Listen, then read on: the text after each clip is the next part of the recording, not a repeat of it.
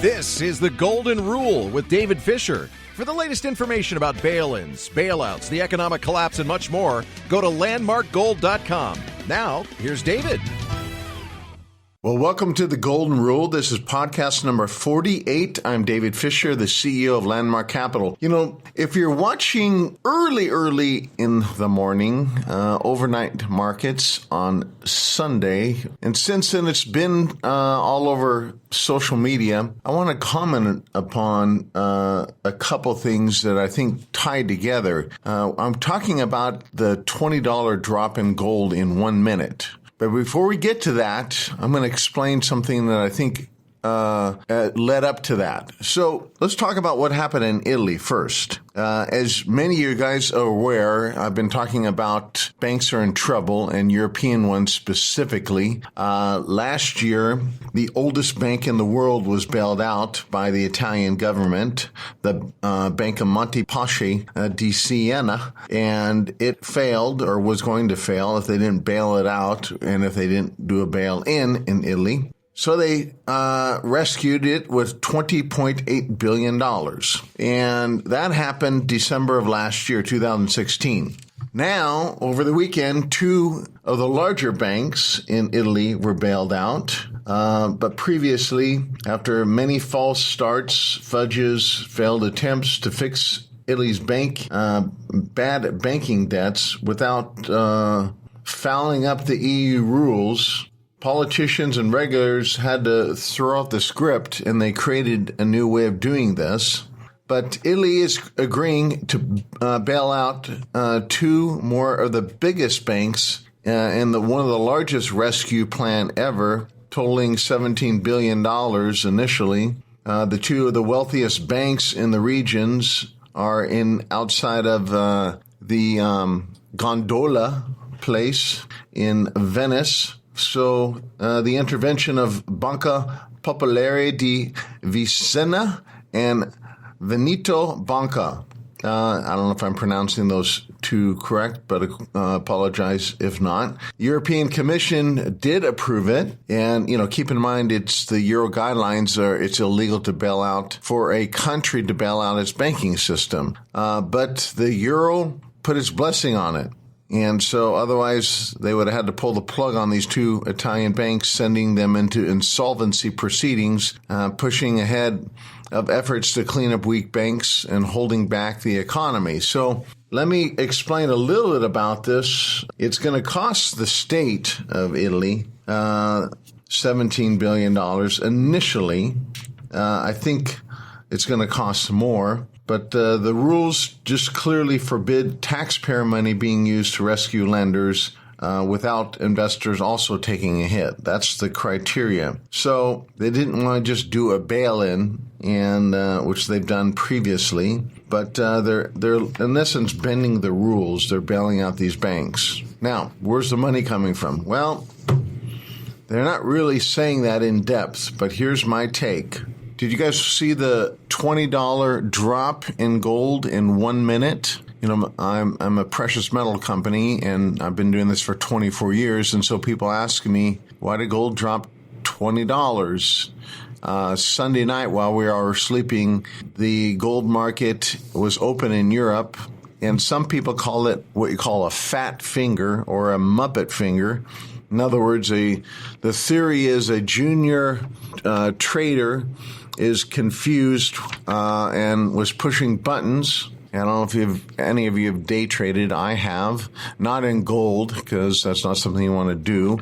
And physicals can't be done that way. But they were doing contracts. And if you ever day traded, you know what I mean. When initially, when you first start off, the buttons, there's different sizes of trades. Well, the theory is this young junior trader got confused between ounces and lots. So 18,149 ounces would have been a typical trade, but a trade of 18,149 lots in future contracts, which is 100 times bigger, would not be a normal trade, and that's what this type of trade was. So in a minute, in European markets, trading gold plunged as the announcement come out. $18, that's not a plunge. But this is like the equivalency of the Dow dropping 100 points, and did that here this week already. But this was done in seconds, 1.8 million ounces of gold in a minute, roughly $2.2 billion. So here's my theory. In all the years of looking at this type of movement in gold, this appears to me to be a large commercial sell order that hit the market. And, gold didn't break through down support levels or anything like that. Nothing changed. The fundamentals on Friday, the Friday before, were more of an uptick, not a downtick in gold. So this is, coming out of a surprise. Doesn't change anything, though. Gold, in fact, in the early day of Monday, recovered about half that. And but I think this is the country of Italy selling a bunch of gold. They had to raise a bunch of money to start the process of bailing out these banks. They needed instant liquidity. They couldn't get a bond going to raise capital that quickly. So what do? Sell some gold. So that's my take on this. And I'm not hearing the news connect those two, but it makes sense because Italy needed the money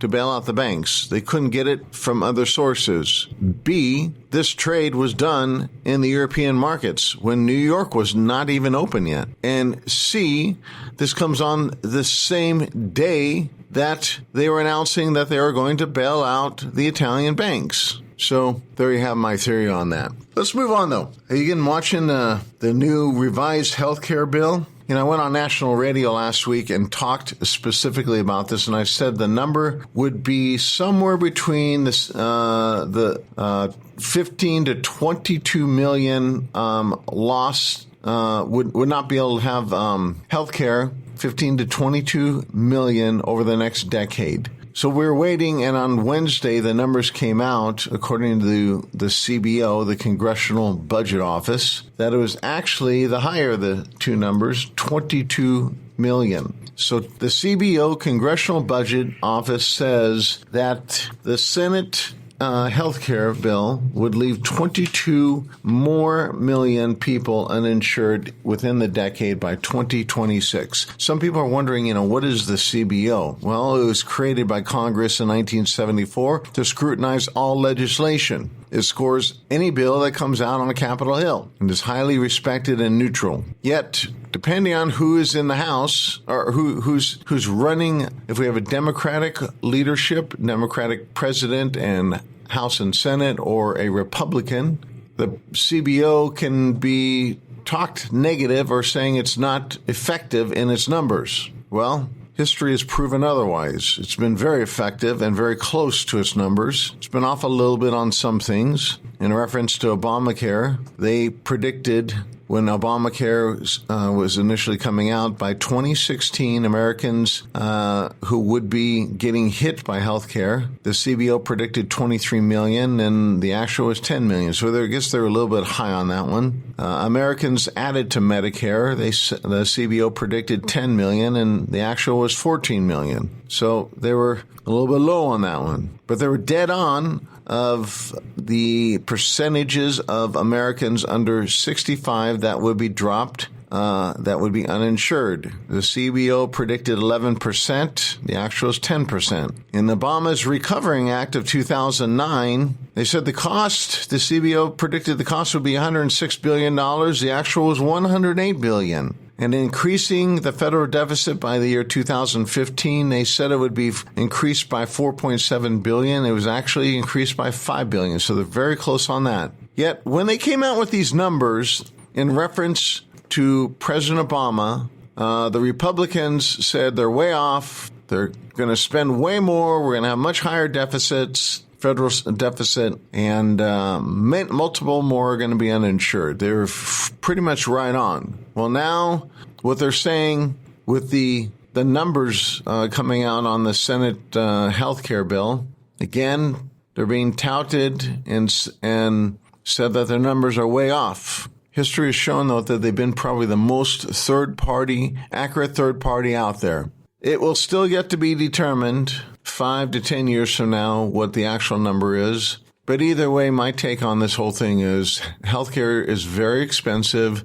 It's very challenging to have it pay for itself. Democrats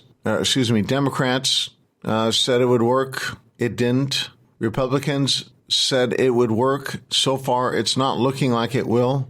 Yet we've never had a Democrat and Republican Congress work together on this thing. They only have argued about it under both Obama's administration and Trump's.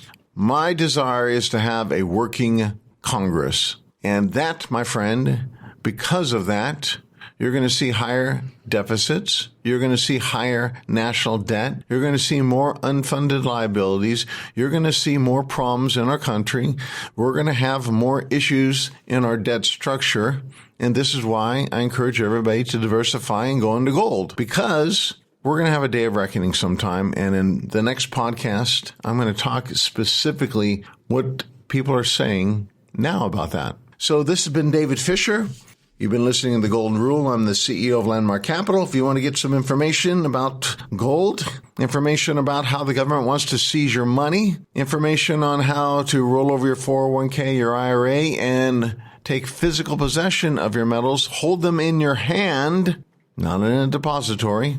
Or maybe you've already done that. You want to learn how to do that the right way. In essence, have full control is what I'm referring to. The other way is not the wrong way. It's just most of my clients don't choose that because they'd rather have possession of their assets without a tax liability. You can call my company at 877-448-2646. One of my representatives will help you understand, answer your questions, send out a packet to you. You'll see what we're talking about.